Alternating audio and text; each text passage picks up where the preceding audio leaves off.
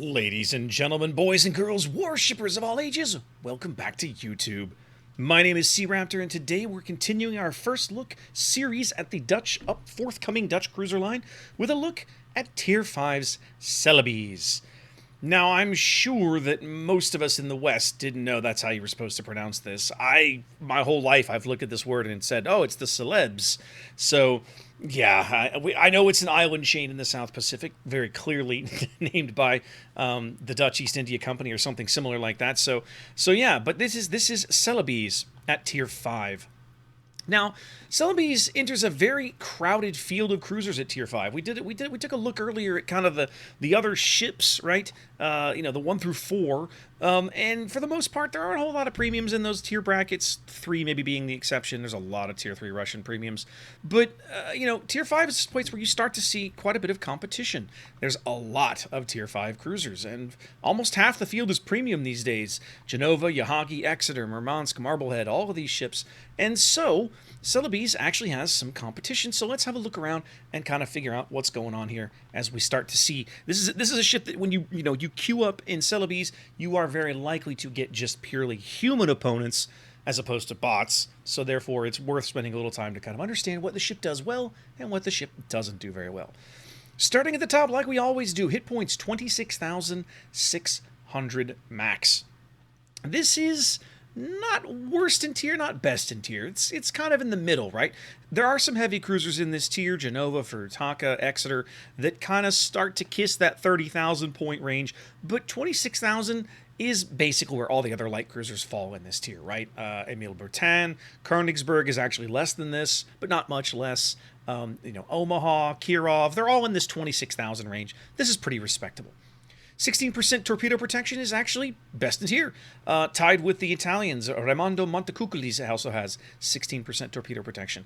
But again, with only 26,000 hit points, you don't want to be taking torpedoes, so let's not put this to the test. But, noteworthy, not too shabby. Wrong button. Armor layout, that's what I was trying for. There we go, armor layout. 13mm bow, 75mm belt. Now, this belt is crazy long because her turrets are so far forward and so far aft. So much of the midship section of this ship must be consumed with the Citadel. Let's have a look. Ah, yes, there it is. Yep, there's the Citadel. Really, really long, really, really skinny, oddly shaped. She does have a bit of a turtle back going on. You see that? A 50mm turtle back. Only 25mm on the Citadel deck to deal with her 16mm of deck armor. So when she gets AP bombed, guess what, guys? Those are going right on through. No one will care. They will absolutely be slapping this ship around. Can they land? But the Citadel does sit fairly low. You can actually see the magazine Citadels are actually a little below the waterline. What's probably, I presume, to be her machinery Citadel, sitting just above it, just kind of kissing it here through the middle of the ship. Put the torpedo bulge in. No, she doesn't really have spaced armor in the way that we think of it. I mean, maybe she kind of does by the time you put the case. This is her casemate kind of coming down here.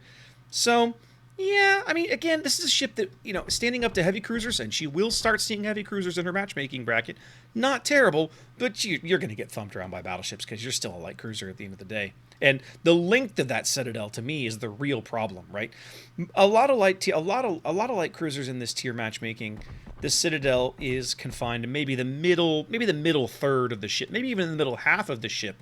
The Citadel on Celebes runs damn near, got to be like 85 of the total overall length of the ship. So, ouch. Ouch. That's going to feel bad when some battleship catches you, and it will happen eventually. Speed and concealment. 30.6 knots, 580 on the turning circle, 7.7 on the rudder shift. This is a really, really good turning circle. This is like Murmansk good, okay? The trick is she's only 30 knots, which is not all that stellar. But again, if you're looking for a ship that's comparable, I really will say that she probably handles like Murmansk, and that's actually a good thing.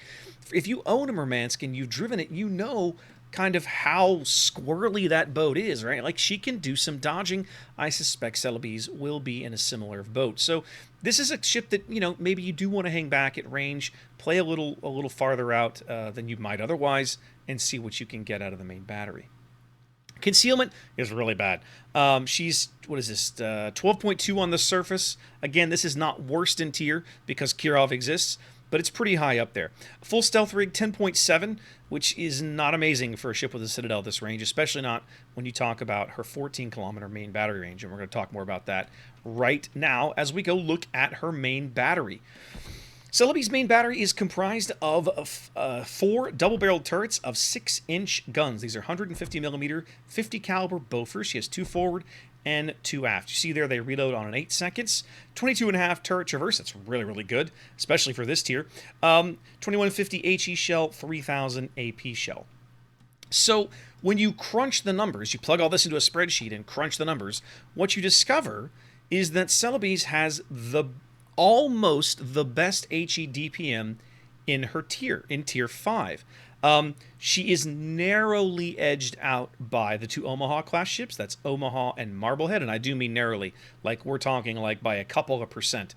The only ship that really kind of blows this one out of the water, and because it blows most of them out of the water, is Murmansk. And that's because Murmansk is getting more potential barrels on target, and she reloads even faster than this, okay?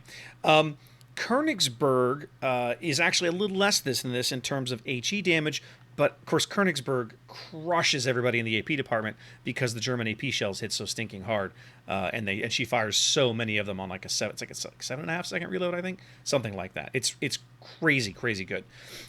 So yeah, the guns look really, really good. 900 meters per second there. Shell velocity means they ought to have decent arcs. 14-kilometer range is not anything to get super excited about.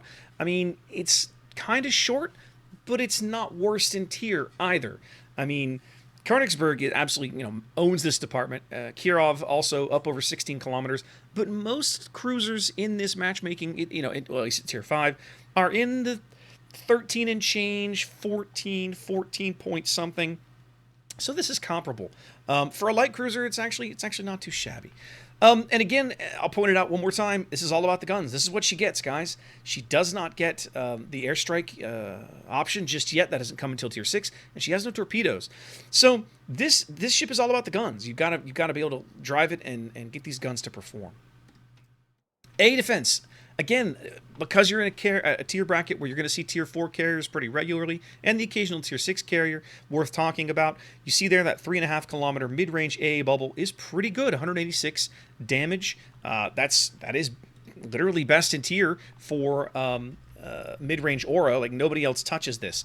The lack of a long-range aura is actually a little noteworthy. Most cruisers in this tier have a small long-range aura and a little bit of flak. Celebes here has none of that.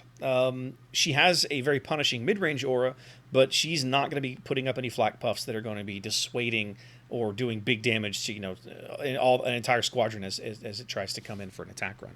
She's not really going to be doing a great job screening. She's going to do okay protecting herself. Let's just leave it at that.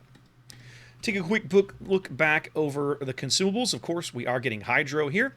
You have aircraft facilities. You have a choice between spotting aircraft and fighter. And that's basically it. That's Celebes. Yeah, I mean, I'm curious to try this ship.